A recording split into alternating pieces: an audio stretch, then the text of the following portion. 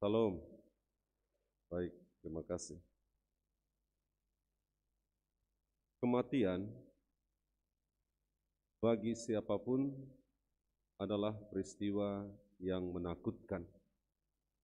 Juga termasuk bagi saya. Mengapa kematian menjadi sebuah peristiwa yang menakutkan? Ada banyak alasan, saya sebutkan beberapa saja. Yang pertama, karena kematian itu adalah sebuah misteri. Tidak ada seorang pun yang tahu kapan ia akan mati. Lalu apa yang terjadi setelah kematian itu? Lalu yang kedua, karena orang tidak siap untuk meninggalkan sesuatu atau seseorang,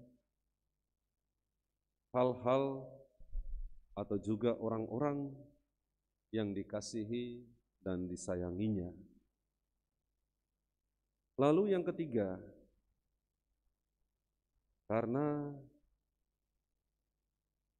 orang masih berada dalam keadaan atau situasi dosa. Karena orang tahu bahwa dirinya masih berdosa. Dan inilah hal-hal yang membuat orang takut menghadapi peristiwa kematian. Bapak, Ibu, saudara-saudari, umat beriman yang terkasih dalam Kristus. Beberapa filsuf, mereka memiliki pandangan yang hampir sama, hanya dengan bahasa yang berbeda tentang kematian. Bahwa kematian adalah hal yang wajar. Karena semua orang yang pernah lahir dan hidup pasti akan mati. Soal waktu, saat, itu mungkin berbeda. Juga mengenai cara, juga berbeda. Tetapi yang pasti dan jelas bahwa semua akan mati yang pernah lahir dan pernah hidup. Karena itu Kung mengatakan kematian adalah kelahiran atau kehidupan awal, adalah langkah pertama menuju kepada kematian. Jadi ketika seorang bayi lahir, sesungguhnya saat itu ia sedang mengawali langkah pertamanya menuju kepada kematian. Selain itu juga dikatakan bahwa awal kehidupan atau kelahiran adalah tempat pertama di mana orang melihat dan memandang kematian.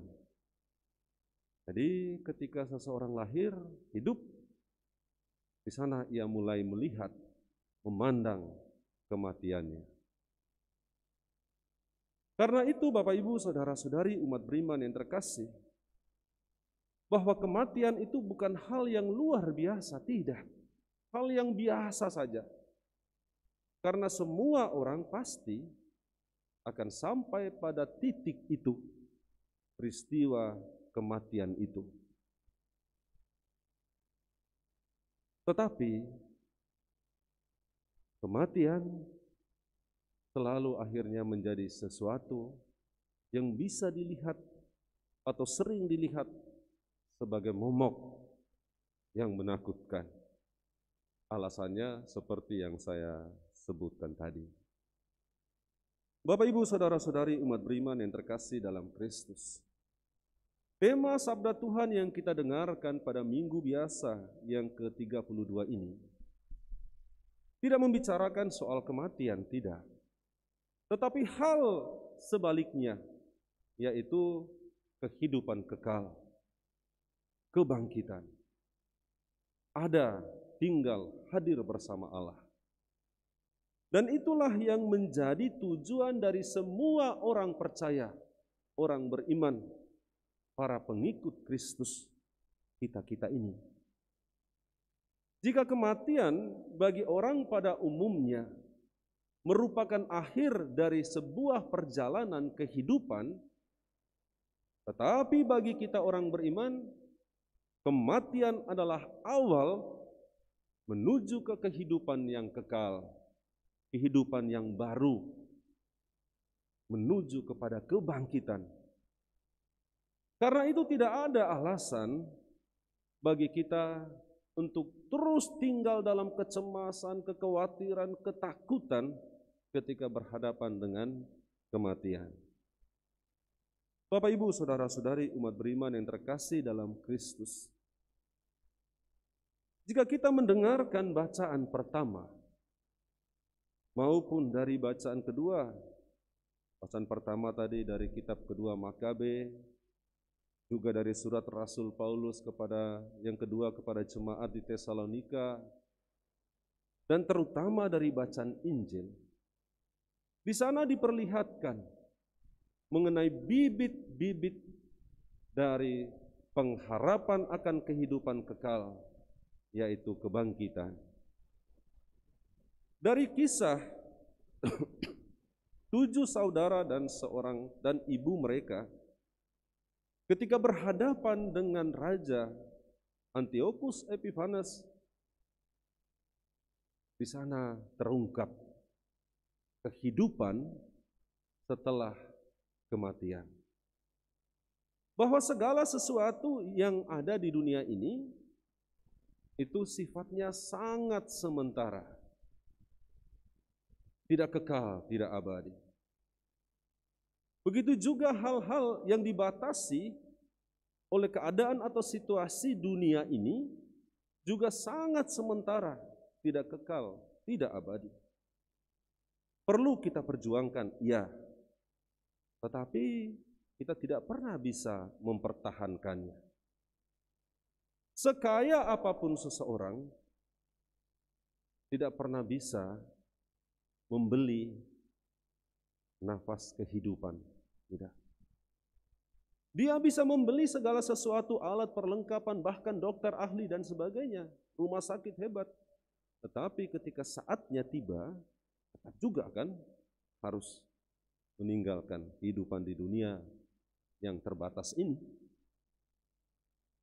Bapak, Ibu, saudara-saudariku umat beriman yang terkasih, sayang bahwa seringkali kita ditipu oleh kehidupan yang terbatas ini, lalu memburamkan mata hati kita akan kehidupan yang kekal abadi yang tidak terbatas. Saya tidak mengatakan kita tidak memperjuangkan hidup di dunia ini, tidak.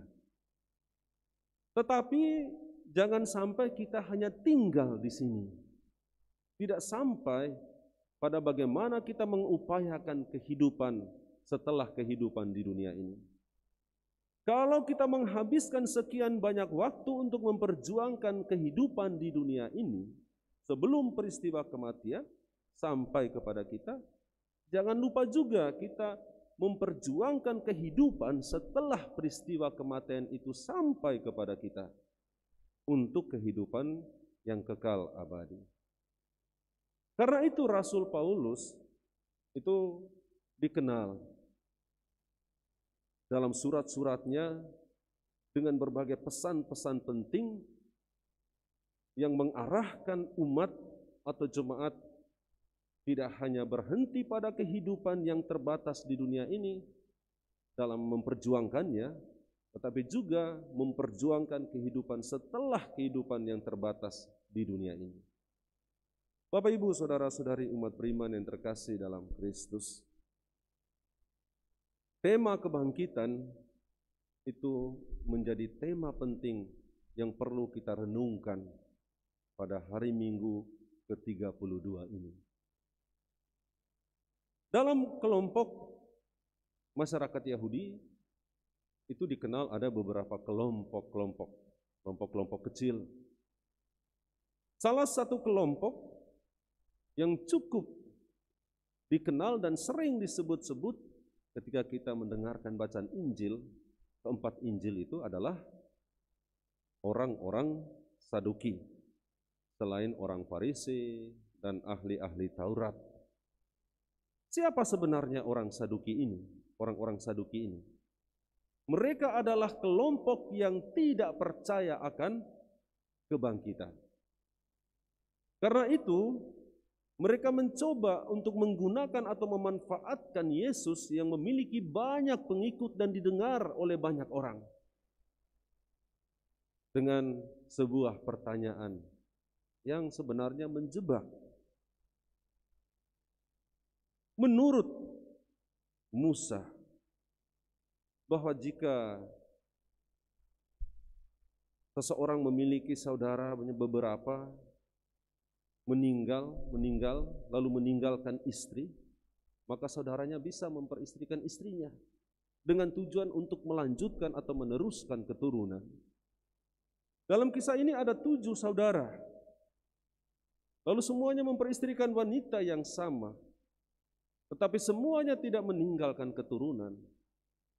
Lalu nanti setelah meninggal dan wanita ini meninggal, siapa yang menjadi suami yang sah dari si wanita ini? Bapak, Ibu, saudara-saudari umat beriman yang terkasih, orang-orang Saduki yang tidak mengakui kebangkitan, mereka menggunakan kisah, cerita, tulisan dari hukum Taurat, dari kelima kitab Taurat itu. Mereka hanya mengakui 5 kitab, yaitu kitab Kejadian, Keluaran, Bilangan, Ulangan, dan Imamat. Hanya itu yang berlaku untuk mereka.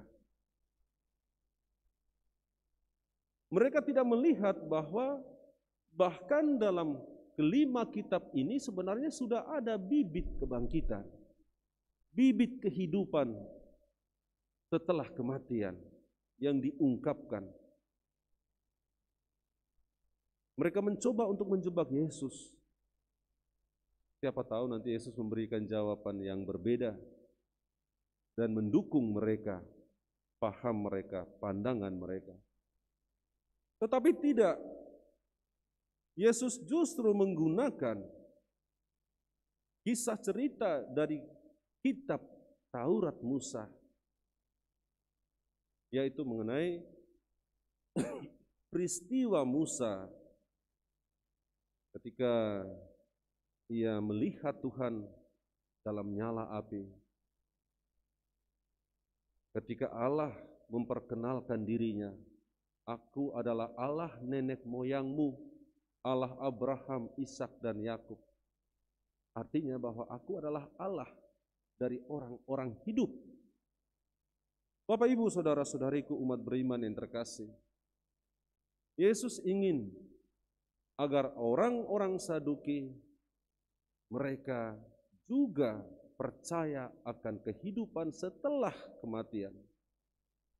Karena bagi orang-orang Saduki kehidupan setelah kematian itu hanyalah sebuah kegelapan, gelap gulita, kegelapan kekal, Sheol.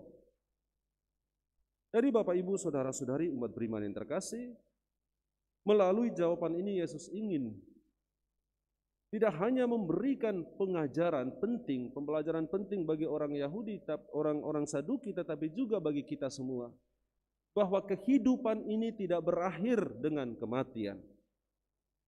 Rasa takut menghadapi kematian itu hal yang wajar, semua orang. Tetapi bagi kita, Bapak, Ibu, saudara-saudari orang beriman, para pengikut Kristus, rasa takut itu bukanlah akhir yang membuat kita akhirnya tidak berpengharapan akan kehidupan setelah kematian, tetapi membuat kita untuk tidak terlena dengan hal-hal duniawi ini. Sebagaimana pengalaman dari ke-7 saudara dalam kitab kedua Makabe. Bagaimana Bapak Ibu Saudara-saudari caranya supaya kelak kita tidak takut menghadapi kematian? Lihatlah apa yang dikatakan oleh Rasul Paulus. Bagaimana kita menggunakan apa yang telah Tuhan anugerahkan kepada kita yang terbatas ini. Badan kita, tubuh kita, anggota tubuh kita dengan baik. Supaya nanti ketika kematian itu datang kita tidak takut. Karena dari iman kita bahwa orang yang berbuat baik, orang yang menggunakan kesempatan hidupnya dengan baik, ia akan hidup bersama Allah, dibangkitkan pada akhir zaman. Semoga pesan penting ini menguatkan kita untuk membangun hidup kita dan mempersiapkan diri kita ketika menghadapi peristiwa yang tidak kita ketahui, yang terus menjadi misteri, dan terutama supaya kita layak di hadapan Allah dan memperoleh keselamatan. Amin.